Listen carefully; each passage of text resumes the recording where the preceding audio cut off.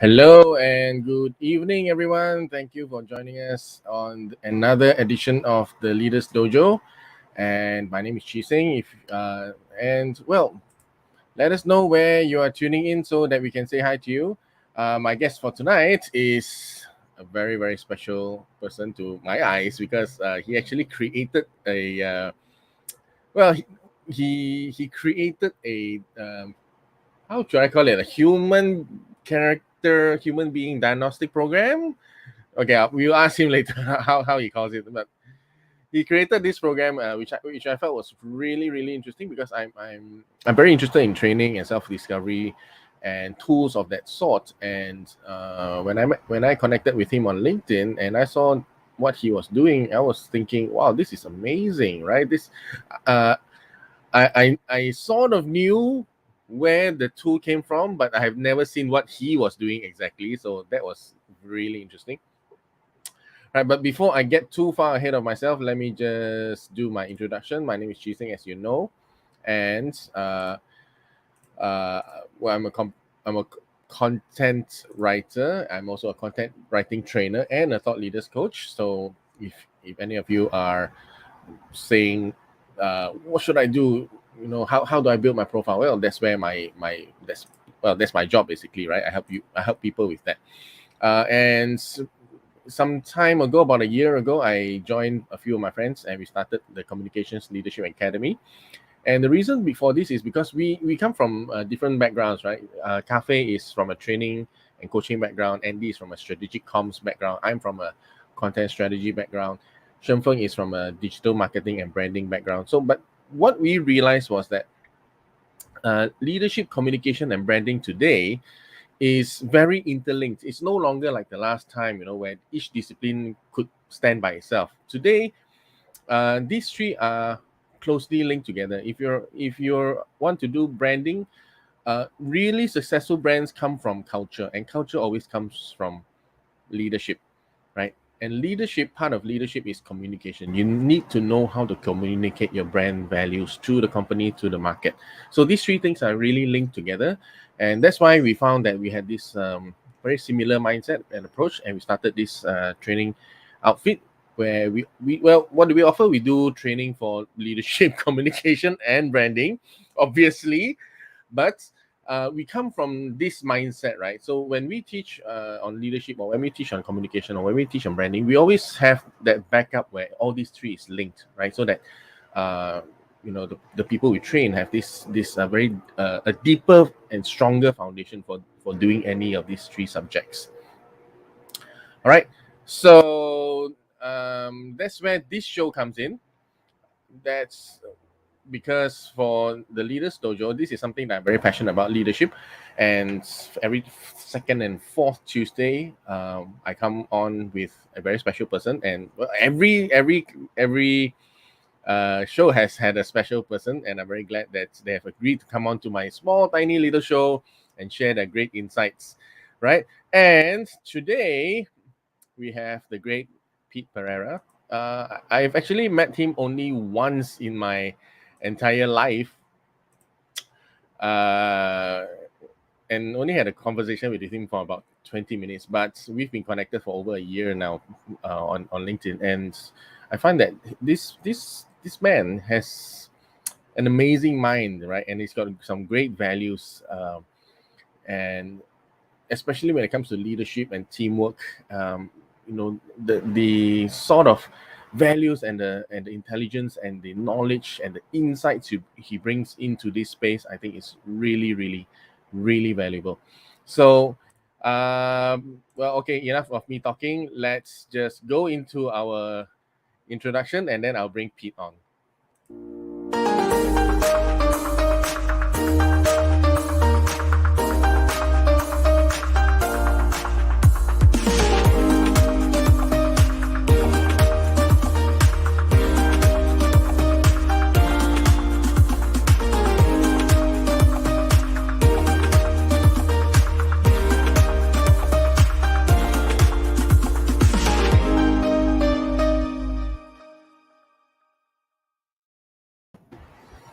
Hi. Hey, Hi, Pete. Chee-Seng, how you Hey, doing?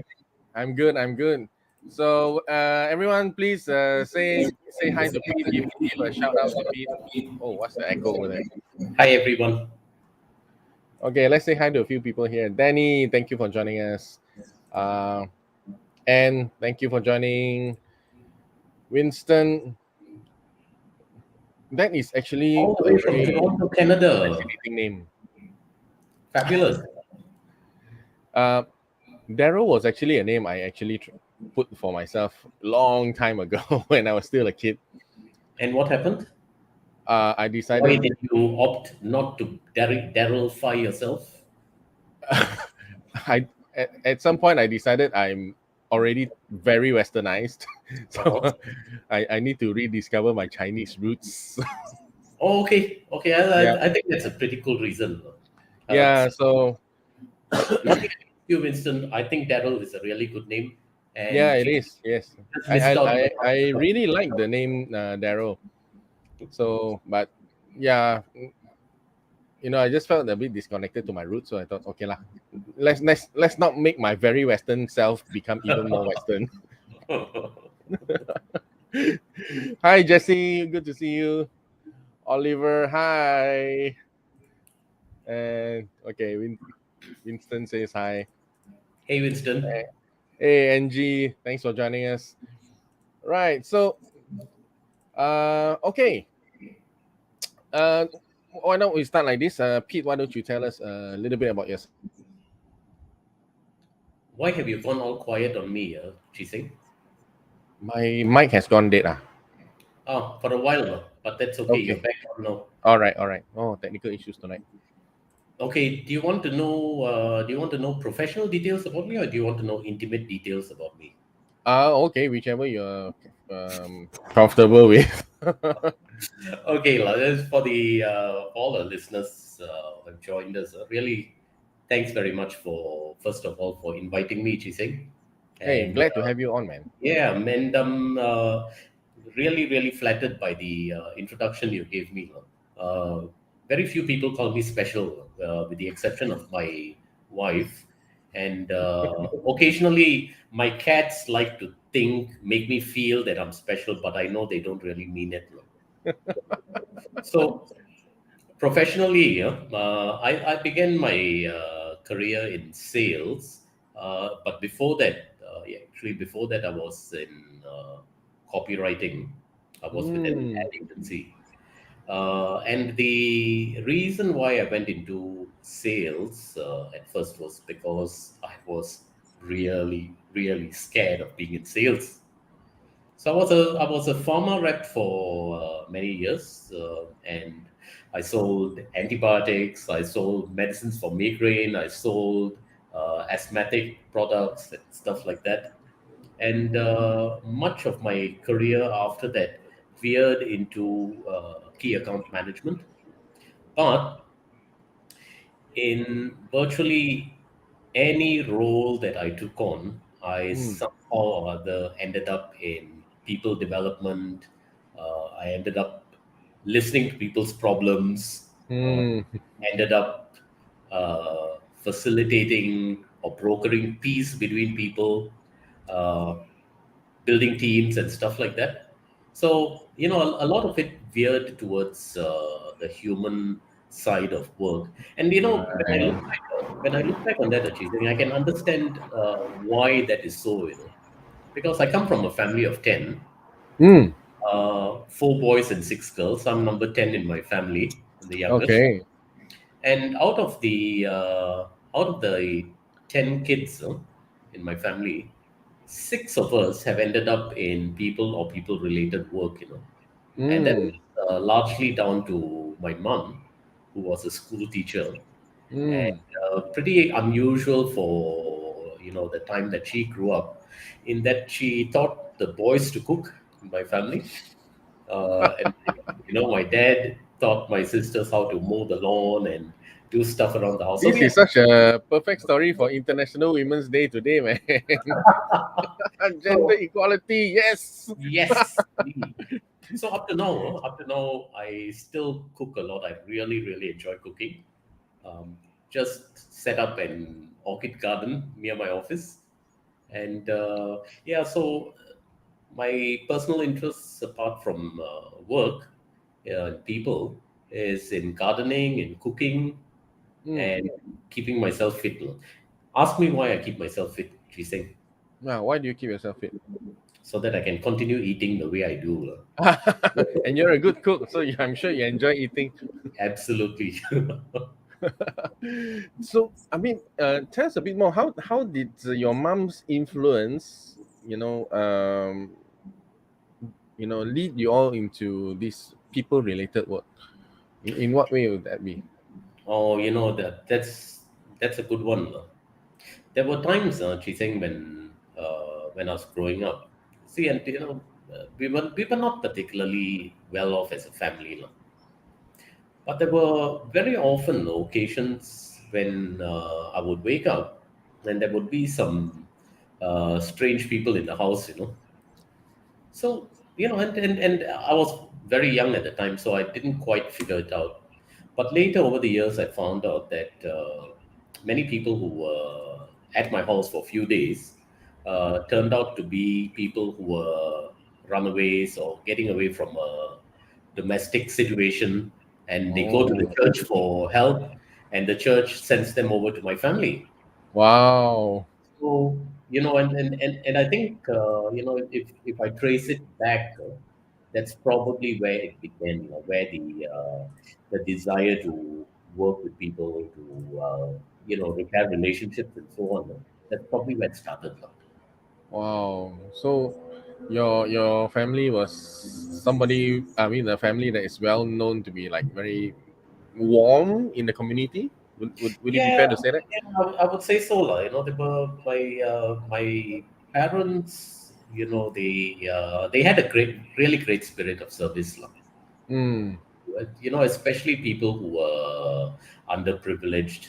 They always rooted for the underdog. Lah. And I think that's so great, lah, because being a family of 10, I'm sure it's not easy financially, lah, right? So, Yeah, but yeah, but still to be so welcoming to everyone to the home. yeah, lah, but you learn so much in the process. Lah. Yeah, yeah. So I think that's great. So, Winston, cooking is one of your hobbies. Yes, it's definitely Pete's hobby. Definitely my hobby. I made char siu today Oh, for fabulous! yeah. So One of my favorite things. yeah, I normally do a different style of char siu, but today I decided to go the traditional way and put it into the oven. But I I misjudged the temperature and the time, so it turned out really dry. But okay, we learn for another day. What's your favorite dish to cook, Pete? Mine, no? I I was taught a lot of South Indian Kerala dishes. No? That's Ah, where my parents are from. right. So traditional Kerala cooking is probably my best sweet. Lah. I want to learn Indian cooking lah, but one thing is like there's so many steps. I'm very lazy. Well, one thing I discovered about especially Kerala cuisine Mm. is you must enjoy the process of preparation as well. Because Yeah, the process of preparation, there's so much of color involved. There's a lot of imagination that's involved as well. I, And I enjoy I enjoy watching people do it on YouTube lah. When I think of I need to pound the ginger and garlic and chili myself. Okay. I went to the extent of buying mortar and pestle. I haven't used it yet. It's been sitting there for over a year now. I have a mortar and pestle that's probably about 30 years old now. Uh, And I also have this might freak you out, like she's saying. I still use a uh, grinding stone. wow, that is the Grinding best actually. The grinding stones, the mortar and pestle. You put it Yeah, in a because blender, it tastes different lah. I'm, Cannot. mm. Yeah. Okay. Any. This is all cooking talk lah. We better get to our topic at hand. Right. So the topic at hand is how how are we going to work with how do we work with people, or how do we lead a team especially who hate each other, right? Okay, let's do a little survey. Those of you who are here with us, have you ever been in a situation where you had to lead a team where the people hated each other, or you were in a team that you couldn't get out of and you just couldn't get along? um Drop it into the comments, and let's see what your experience is, right? And meanwhile, let me just open this first question to Pete. Right. I think this is something that all of us is a burning question in mind. We've Mm. experienced this before. What do you think is the cause of dysfunctional teams? The most common reasons I'll tell you, Chee-Seng, from what I've seen, no, especially in the work that I've done with dysfunctional teams, I don't think any team has really started off wanting to be dysfunctional, and Mm. that's at the heart of it. No? Of course, there are some exceptions to the rule because I have in the past facilitated teams where the team leader was actually the cause of dysfunction or actively promoted dysfunction in the team. Well, the team leader promoted dysfunction. Absolutely. And I can tell you a couple of horror stories related to that. But let me get this question out of the way Mm. first. You see, when teams don't get off to a good start, because when you are starting off as a team, it's a clean slate, but at that time, people work on the assumption that we are not going to have any major problems that we cannot resolve. Mm. But over time, when expectations are not talked about, when you have different views of people based on what they do, what you see them doing, little bits of this start to build up in. Mm. Initially, the way people look at it is, this is just a small matter. Leave it; it will sort itself out. But over Mm. time, these irritations build up, Mm. and from what I have seen, it's those little irritations that have gone unaddressed for a long time that eventually begins to cause dysfunction in a team. Wait, how little is little? Well, at the start, it can be something as innocuous as certain mannerisms that a person uses. Now, Yeah, okay, I get it. so, for example, someone who always ends the sentence with right, right. Someone else in the team gets irritated by this. Then they discover that someone else in the team is also irritated by this. Then Mm. they start making fun of the person. And Right. before you know it, a clique has formed. And a person's contribution to the team becomes secondary to the fun that people are making of the person. Mm. So there's very, very little niggling things that can build up over time. It's very rare. It's very rare. I have discovered that one major thing happens that causes total dysfunction in a team. Rarely, that's real Mm. exception. So it's an accumulation of things that Yeah, builds up to a dysfunction, lah, right? yeah. Well, I wanted to tell you a couple of horror stories Hmm. about leaders who actively promote dysfunction. One Hmm. leader that I worked with, that there was a situation in this organization where every single member of the leadership team, within 6 months of being on the job, will have an anonymous letter written against them. And this Surat Layang, these poison pen letters, became quite a common occurrence. No? So, and the letters always ended up addressed to the CEO, a few other people, and whatnot.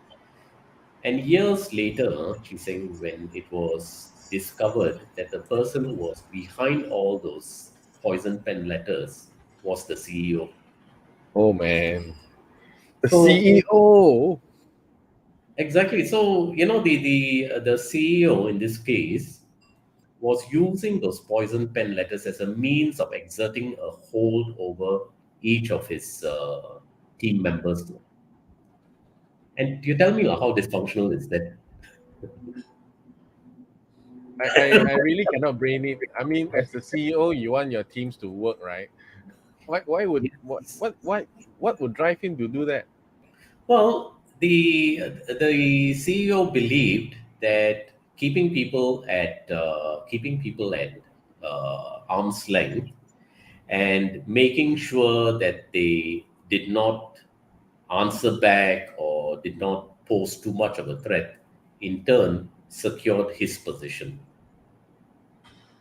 So and it's stuff like this, like you say, dysfunction. You talk about dysfunctional teams, huh?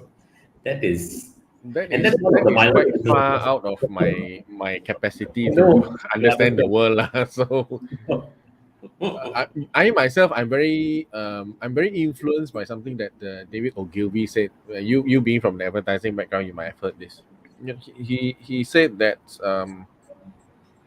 if we hire if we hire people who are less capable than us, we'll be a company of midgets, absolutely, and right? But that's if where we the hire power people who are comes in. more capable, then we'll be a company of giants, Yes, and right? he used So to.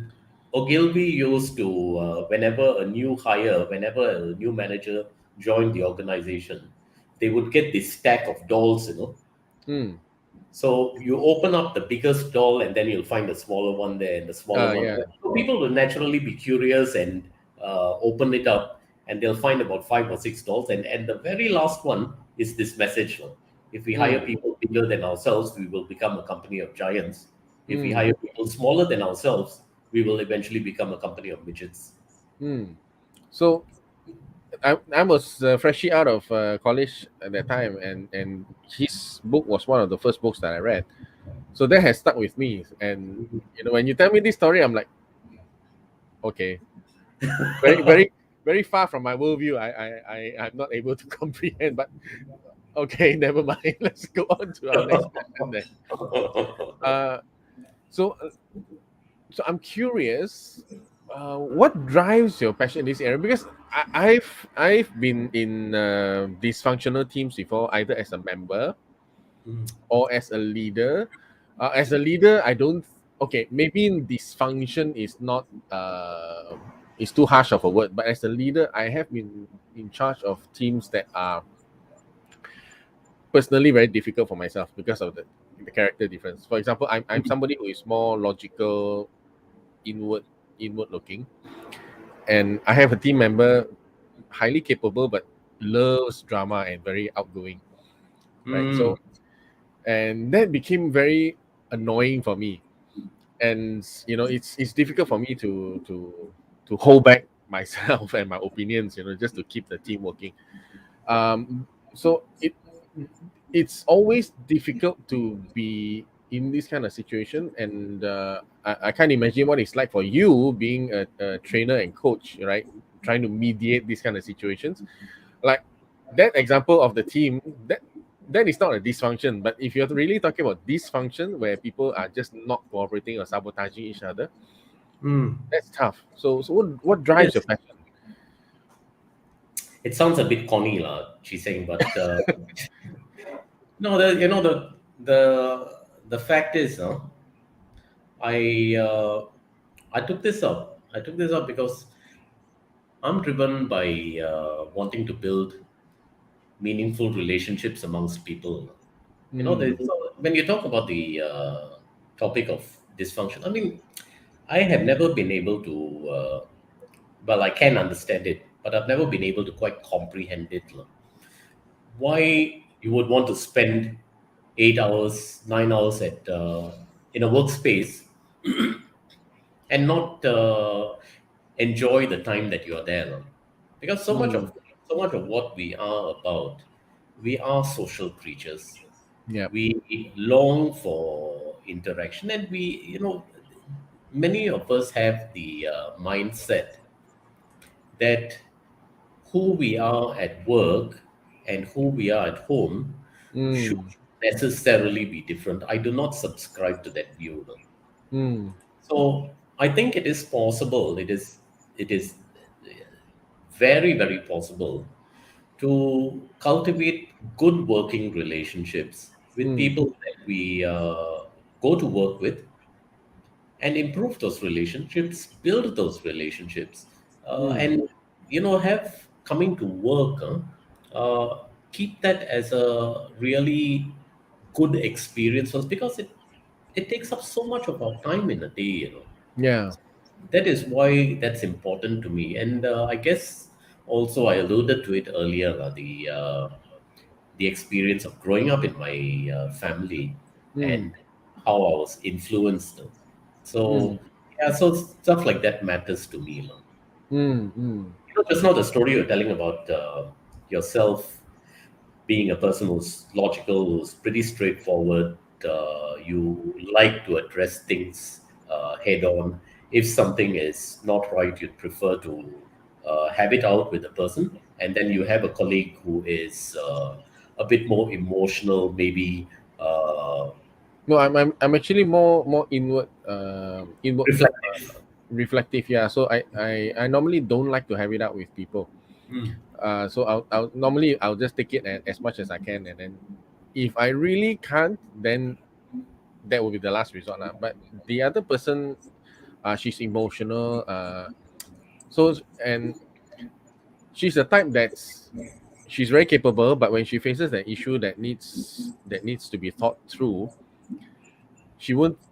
Her first reaction won't be to think it through or ask somebody to help her mm. think it through. Her first reaction will be, "Oh my god, this is so hard. We need to have a meeting. Blah blah blah blah. Come on, everybody get together." And actually, the meeting is just to assure her that she's on the right Yeah. track and you're doing a great job. And I don't have the mind space for that, right? So that's my annoyance. You see, that's precisely one of the causes as well of Mm, dysfunction that I alluded to mm, earlier.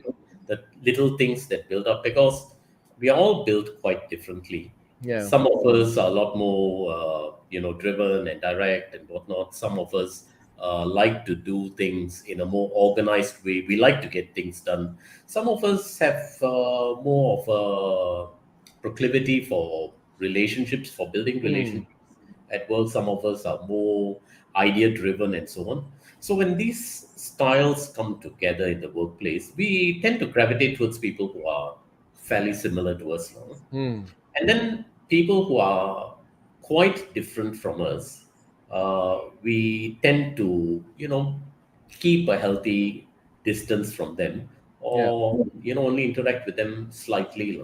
And it's things like this, that eventually can build up into dysfunction in a team. yeah.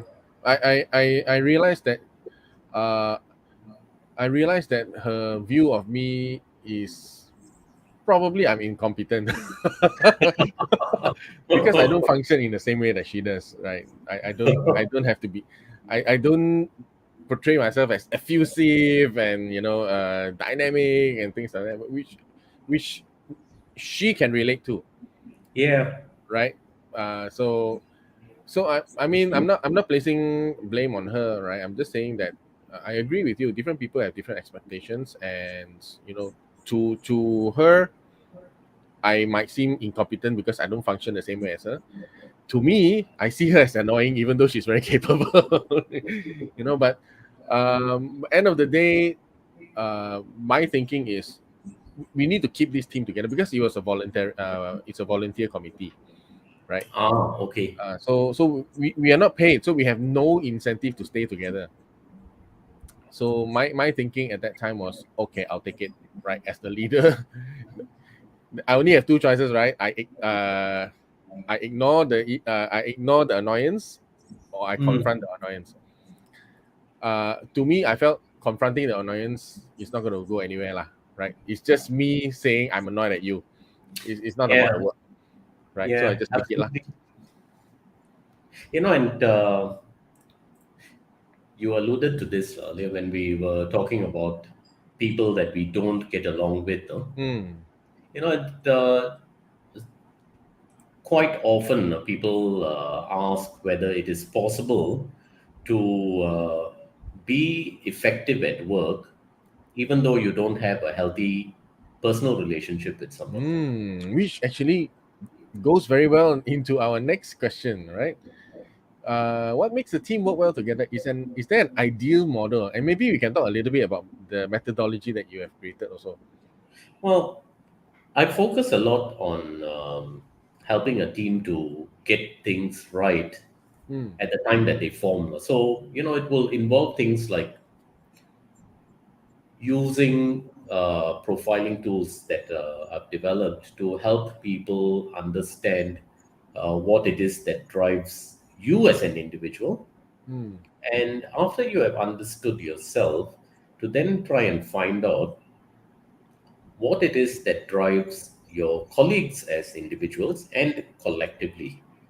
mm, And I think that's a very, very key building block because in the process of doing that, you get to find out what brings out the best in you and others and what brings out the worst in you and others.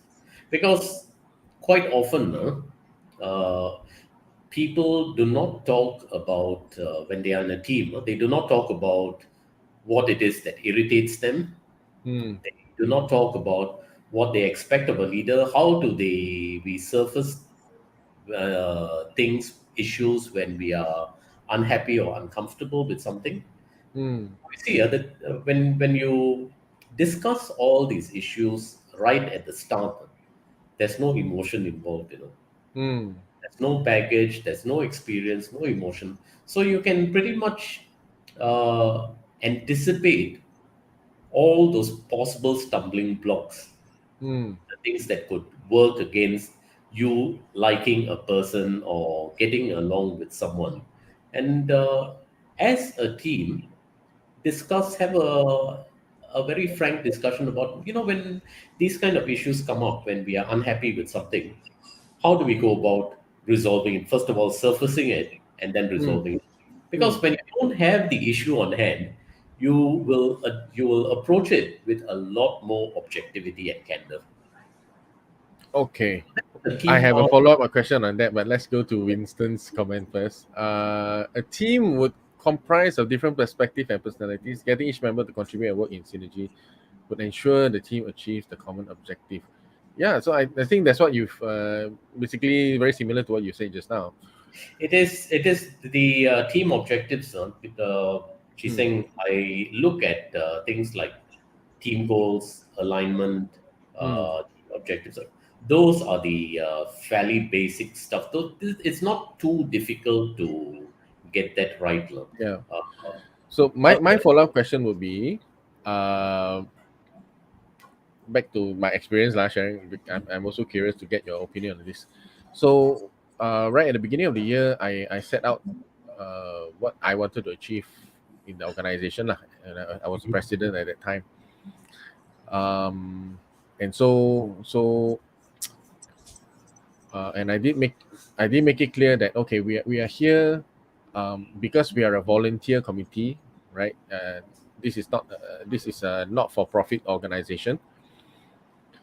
So I said that I basically told them that you are here out of the goodness of your own heart lah, right? To serve mm, to serve the members, right? Set the expectations, lor.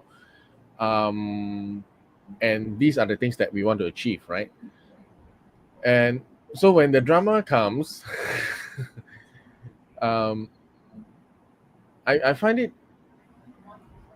I mean, what would you advise me to handle that? Because for me, I don't see it uh, as a hindrance to the team's mm. objective. But if the drama continues, I would feel very annoyed. And people with drama, they like people around them supporting the drama, right? And how would you handle that kind of situation, where people in the committee are looking, and then there are some drama supporting actors, and then there are others who are just wondering what's going on, you know. That's that's actually quite common. It goes back to the issue I talked about. The best time to talk about issues is actually when there are no issues on the table. Mm, So when you talk about, say, someone having an outburst, an emotional outburst, which causes distraction to the team mm. or throws the team off balance, that very moment is possibly not the right time to address it. Probably the worst moment to address it. Yeah, It because it explodes can, more. yeah, it can sometimes compound matters. What I would usually do with situations like that is, first of all, make a mental note of it, address it with the person concerned uh, when things have calmed down, and maybe a little bit into the future when all the when the emotional tension has diffused, and the team is in a good place, then Mm, talk about, there are some things that happen in our team that sometimes distracts us from our goal or our mission. Let mm. me give you some examples of what has happened in the past and the impact of that behavior on people. Now, what I would like for all of us to talk about is talk about similar instances where something happens in the team by one of our teammates or the team in general that causes you to be uncomfortable or that causes you to lose focus on what we are achieving as a team.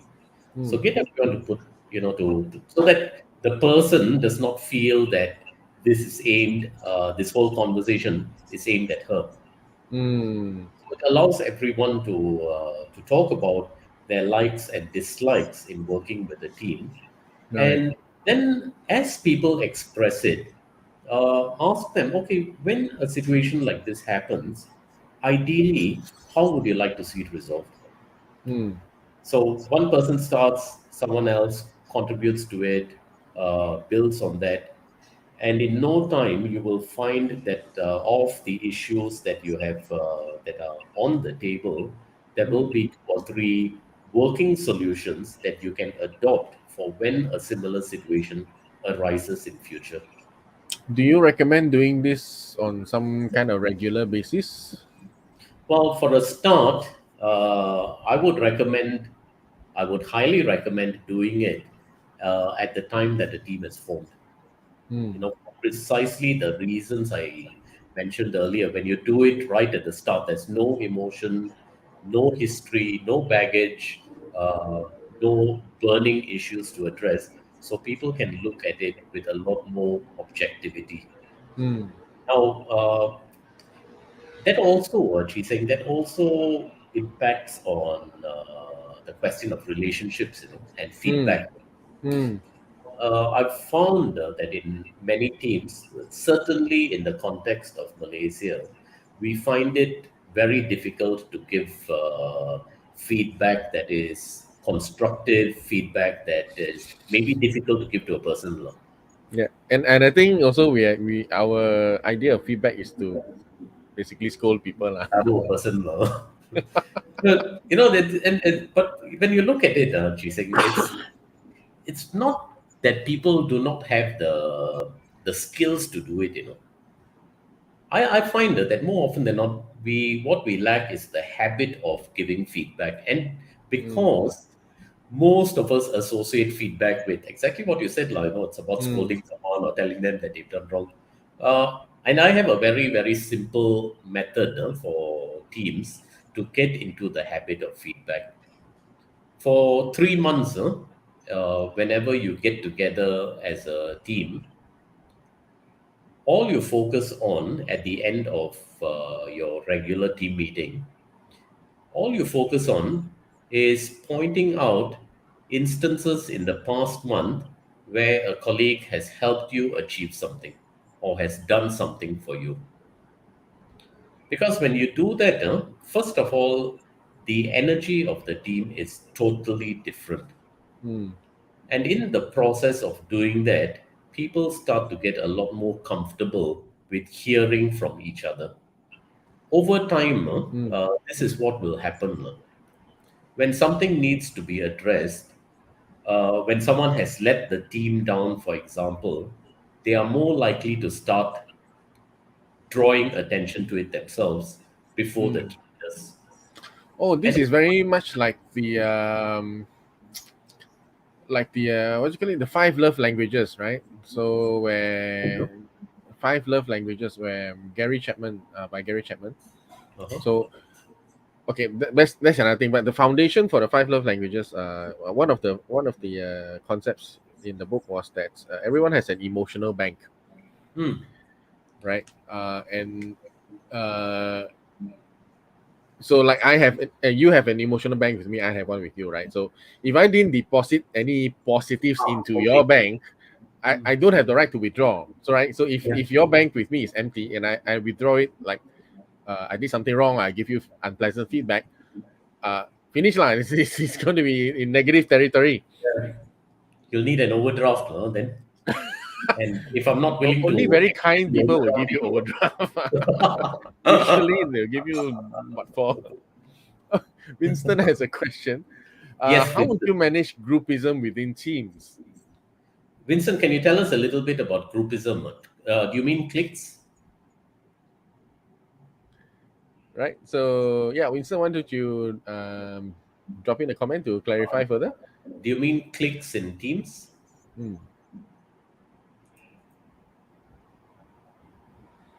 Okay. While he's replying, can you tell us a little bit more about the personality profile tool that you've created? Well, that happened during lockdown. Because for years, I've been wanting to. There are several tools that I've been working with, and I have. I thought, well, some tools I can develop on my own, and make it a lot more comprehensive for teams. So basically, the tool that I worked on, it tells you everything about why team members are different.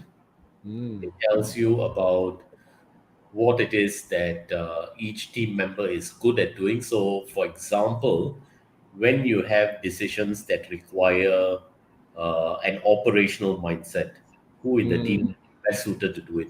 If the team is under pressure or in a crisis, which team members would be best suited to leading the team in a crisis? Hmm. If there are issues of a more emotional nature in the team, who would be best placed to do it? Hmm. So the reason why I developed this tool is so that at the start, when a team and their new leader get together, they can see very objectively what it is the team leader is good at, what it is each individual team member is good at. Hmm. Then they can also talk about their. It also helps them to discover or to put on the table things that work for them and things that stress them out. Hmm. When I'm under stress, when this has happened and I'm under stress, this is how you get me out of stress. Hmm.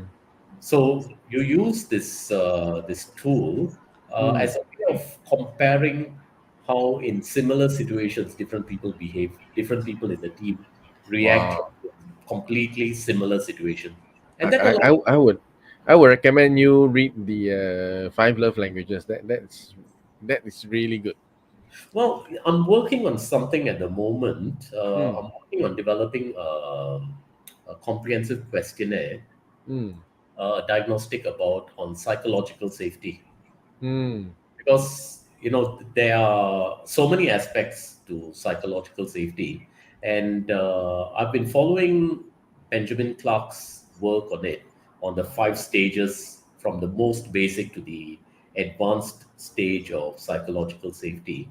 Hmm. And I'm in the midst of developing a diagnostic on that to help teams understand what extent of psychological safety they have in their team or indeed in the organization at a point in time. That's I think that's great. That's great because if people don't feel safe, then they won't contribute ideas. They won't give feedback.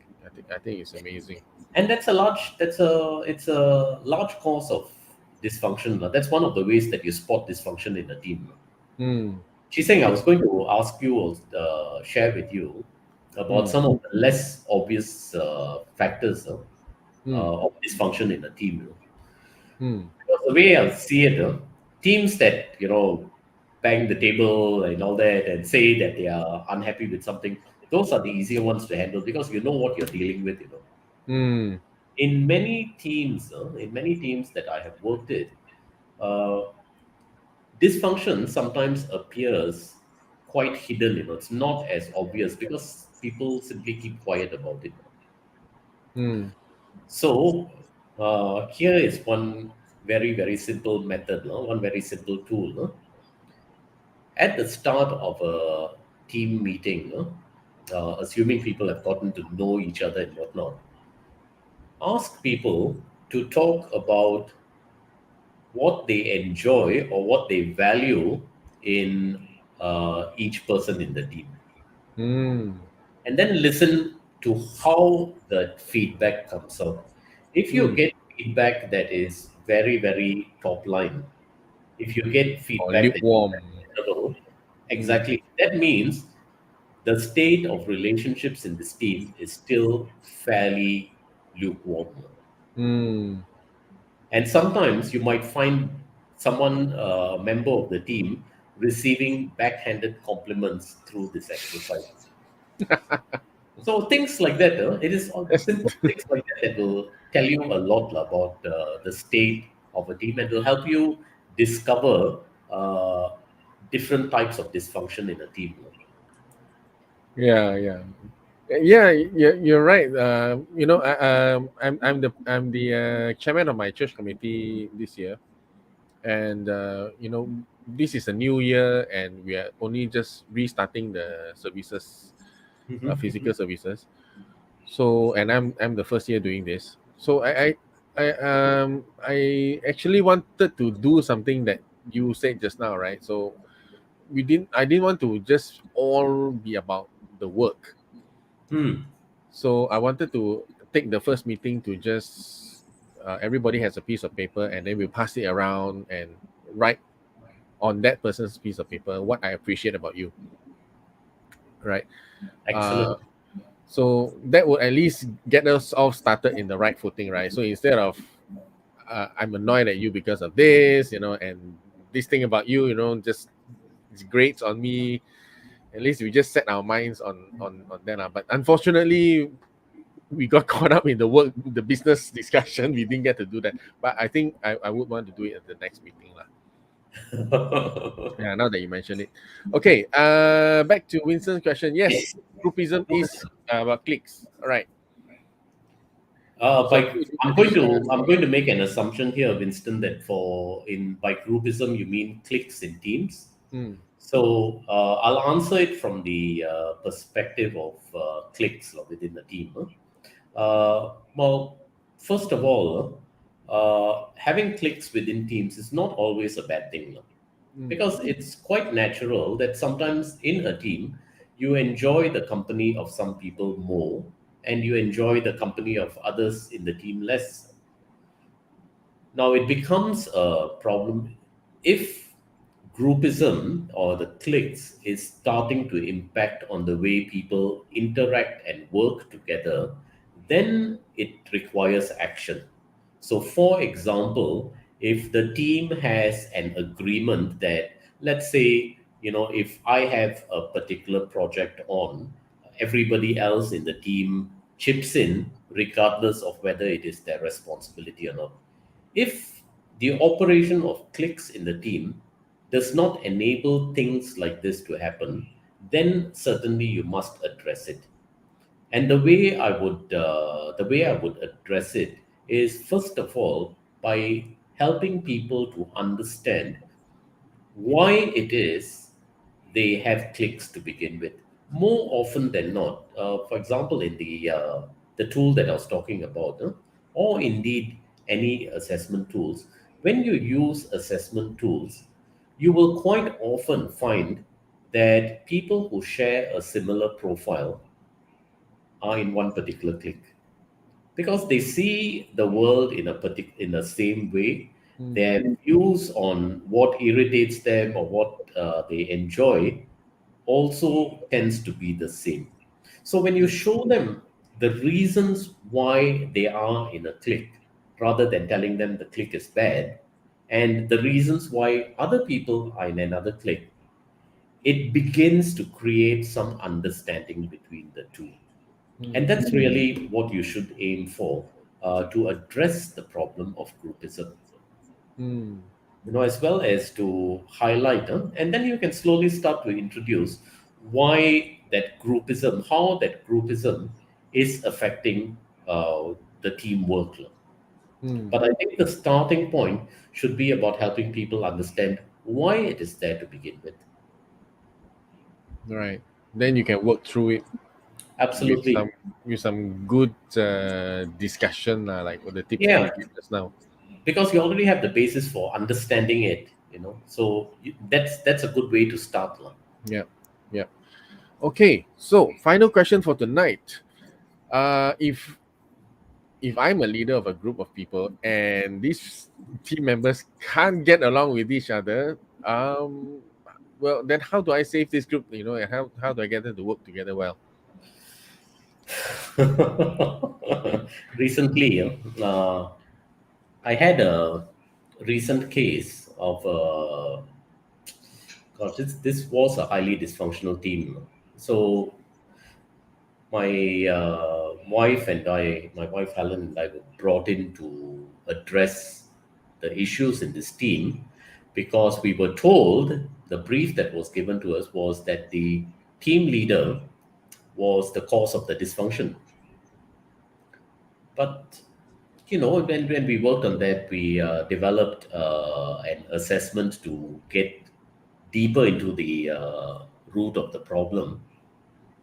And yeah, certainly there was what we discovered was there was one section of the team who thought that the leader was pretty okay, few areas for development and whatnot. And then there were a few others in the team who regarded the team leader as the spawn of Satan. So now when you look at feedback like that, you've got to start to question why it is that there's such a difference. Why there's such a marked difference. If the feedback was fairly consistent, no issues, you can take that as a given. But with such a difference, that means something has to be there is something deeper in it. Mm. So here was a case of as we delved deeper into it, we discovered that there was a concerted effort by a group of people in the team to oust the leader, and they were using the fact that in this company they have a policy where you can write straight to the top anonymously. So they leveraged on that, and there were imagine, Chee-Seng, I'm not exaggerating, in over a period of 3 days, there were 14 anonymous complaints lodged against the leader. Oh my goodness. So now, if you get 14 complaints over 3 days, when throughout the year there was absolutely nothing, does that Mm. not mean something? Mm. So, in this case, this was obviously a group of people who could not get along, half of them, and we tried everything to help them understand why. But part of the process of healing any dysfunctional team is that there must be a desire to be healed to begin with. Mm. And Yep. in case, it was not. It was. It Yeah, I was. mean, they already sent 14 messages in 3 days. So, in this case, for this dysfunctional team, the recommendation that I would make is I think the team has to be gradually disbanded. Mm. Wow. Now, in other instances, when you're leading a team of people who cannot get along, there are instances where your work is not so interdependent on each other. Where Mm. if a person fulfills their end of the bargain, things can run perfectly okay. Now, those are less problematic now, Mm. because roles and responsibilities and all that are clearly defined. It becomes an issue when there's a high degree of interdependence between functions. Let's say between sales and customer service, or Mm. sales and finance, or operations and sales, then it becomes a big issue. Now, in instances like that, some people might say, well, we may not get along, but we get our work done. Now, as a leader, the way I would recommend going about it is, first of all, you have to visualize, as a leader, all those instances where they would have to work together, and where this lack of a relationship could affect their willingness to work together. Because Mm. bear in mind, in many instances, there's something that I would call discretionary effort. Now, how discretionary effort works is, I would extend myself for someone that I like, Mm. someone that I Mm. have a good relationship with, whether it is mandated or not. I will still extend myself for them. Mm. In the case of an interdependent colleagues who don't really like each other, that discretionary effort is often missing. Mm.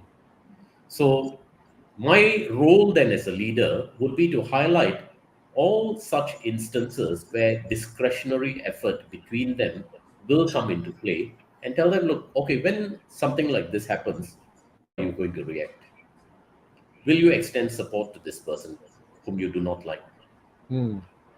And if it is brought up and the person says, well, you know what, I may not like him or her, but if such a situation arose, and if you asked me to, I would step up. That's fine. So it Mm. means you don't have to love each other, but things are still getting done. Discretionary effort is still on cue, and is being managed. Now. It's tiring now, without a doubt. But that also assumes that the leader will take responsibility for managing the The leader situation has to lah. know, because the question that Winston asked just now. One of the big issues that I have with dysfunction, or trying to manage situations like that, is that invariably, no matter how much we say that, well, the problem is between him and me, it does not affect the rest of the team. It really does, Mm. Yep. because you get along better with some people in the team, the other person gets along better with others in the team, and there would be that mutual sympathy, and for the person's case, so invariably it does impact. Mm. So no matter how much we try and dress it up, that if we all do our part, we'll still be able to function, I still say that relationships are a very, very key part of any successful team. So is it fair to say that managers can't just manage the system anymore, but they have to really what do you call it, take a leadership role in managing relationships within their teams? Yes, that, as well as getting the hiring decisions right. Lord. Mm.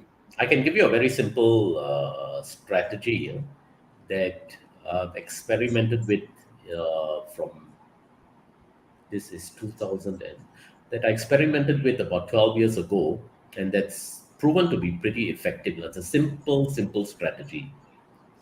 Now, if you want to get the right hires in a particular team, traditionally it's the team leader or the team manager who interviews people, interviews candidates. What I would strongly suggest is, when you have a need for hiring someone into the team, involve their peers, involve their potential subordinates in the interview process. Mm. Let them know that as part of the interview process, some of us in the group, you may potentially be reporting to us, you may be a peer, you may be the person may be a direct report. Because in instances like that, you will get to see the person's true colors, and you can also assess the instinct of other people who will be working with the person. So Hmm. that's one strategy. The other is at the point of confirming the person in the role, again, move away from the traditional approach of the person's immediate superior confirming them. Instead, use assessments, use the feedback of people that the person has been working with typically on a day to day basis Hmm. as a basis of to make an informed decision about confirming. Hmm. Hmm. That also assumes that the leader will be strong enough to make the firing decision as well, lah. Precisely. So it really all comes back to the leader, lah, and the leadership skills that they have. It is, and she's saying if you look at it, a lot of the strategies that have, a lot of suggestions, they are very, very simple, very, very practical suggestions. Lah. Yeah, yeah, yeah. And they do not require too much. Lah. Hmm. It's, But at the same yeah, time, it's just that the it has to be done, lah. yeah, Right. yeah, Yeah. and it means thinking a little bit out of the confines of what we were used to. Lah. Hmm. Okay, so we have a question from Zureen, and I think this will be the last question for tonight. How do you deal with the opposite personality traits? Okay, I'm assuming this is your co-team members, right, on your peers, It's actually or not. even your superior, right? I think superior also is You something know, that's really Zareen, one of tricky. the things, yeah, one of the things that I'm a big fan of is that whenever a person starts with joins an organization and they are reporting to someone early on, have that conversation with your boss about, what is it that you expect of me? If I find some things that are not right, how should I tell you? But when you have those conversations right at the start, and it's the same thing with someone who is the opposite personality of you, who sees things in a completely different way. Mm, Early on, preferably before anything has come up that has caused friction in the relationship. So early on in the relationship, if you know that you are going to be working with this person on a regular basis, uh, get to know the person on an informal basis, because during those informal chats you can talk about things that work for you, things that don't work for you, and then mm, ask what works for you, what does not work for you. If I'm doing something, or if I say something that grates you, how would you like to do, how best should you tell me about it? So when you have mm, all these conversations, and this is what a leadership or team transition program is all about. It's putting issues on the table right at the start before we mm, really embark on our working relationship, so that mm. you have a framework of preempting all those potential issues before they become issues. Yeah.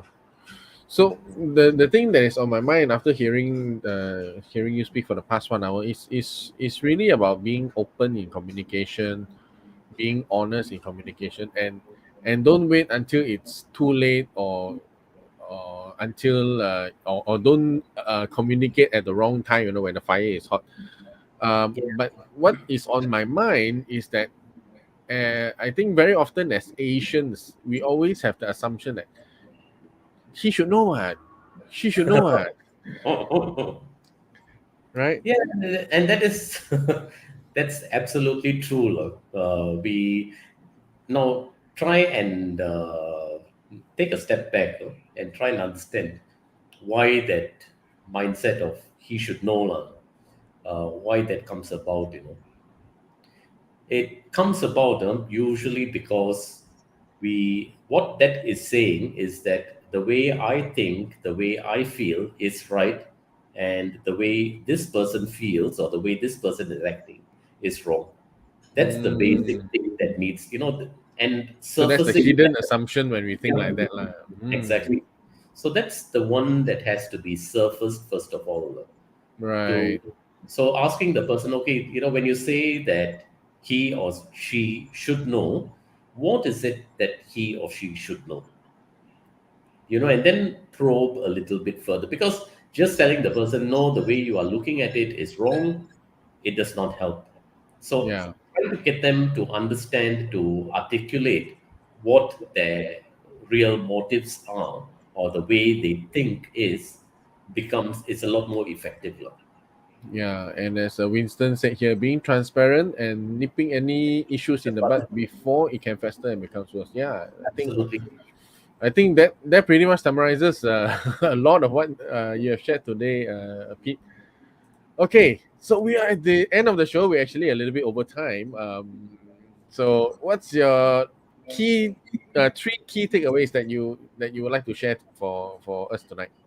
Well, the first I would say is have conversations at the start of a working relationship. Set those expectations, talk about what brings out the best and worst in you very early on, because that helps to obviate a lot of problems. The second takeaway is don't assume just because there isn't any outward sign of dysfunction in a team. Don't assume that everything is really good or everything is hunky dory.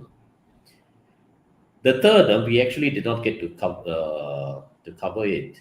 Hmm. Uh, I would say, she's saying that, and this is one of the ways that I've spotted that I often use to spot teams that are good. Get comfortable with the idea of disagreement, because Oh, when I see teams that are comfortable in disagreeing with each other, that to me is usually a sign of a strongly functioning team.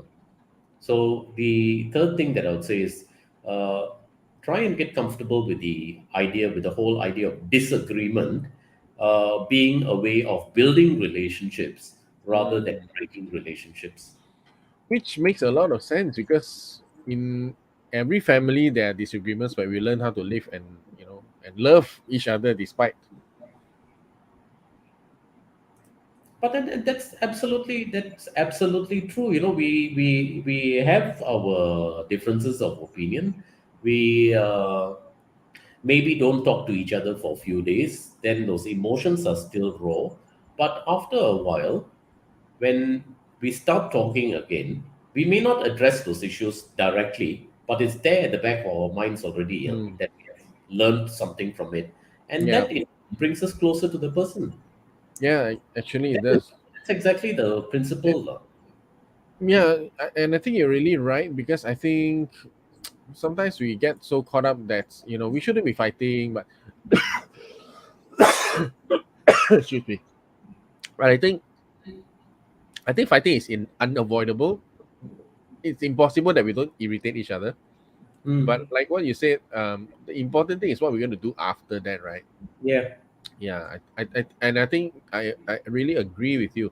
There is value in making up after the fight because then we understand each other better, right? yeah, absolutely. So we might fight a lot in the front, but as we fight, we understand more of each other. We fight less at the back, right? Yeah, Hmm. and it is situations like this that we find ourselves in the context of our families, that I think we can and should really bring into the workplace. Hmm. Because we are capable of building good relationships, good meaningful relationships with the people that we work with. Hmm. Okay, so thank you very much, Pete, for sharing with us all these fantastic insights. And thank you very much, every one of you who have joined tonight. I've just put a link into the comment section if you are interested in these conversations about leadership, communication, branding. Don't miss these conversations. I've started a LinkedIn group just so that you can get alerts and snippets of past shows. So click on the link and join the group so that you are reminded when a show comes up. So, but that is it for tonight. Thank you, everyone, once again for joining us. And I want to wish you a very good night. But before that, haha, Join me on the next Leaders Dojo where I talk to change makers, right? And the next change maker, last month we talked to Jane Rai, who is doing the walking tours of the heritage parts of KL, and she pivoted to doing virtual tours during the MCO, first Malaysian to do so. Next show, I'm going to be talking to Harith Rizwan, second generation owner of the business, of a carpentry business, but he felt that the old way of doing carpentry was very wasteful, right? Because you take raw materials and then you throw away the waste. So what he's doing is he's turning it around. How do we what's the word? No, it's not upgrade. Upscale. Anyway, how do you use waste wood, repurpose it, and to make it something beautiful, right, and marketable. So it's a very green approach to the business, and I'm going to I'm going to be talking to him on March 22nd. So do join the show. All right. So with that, I thank you all very much, and I wish you a good night.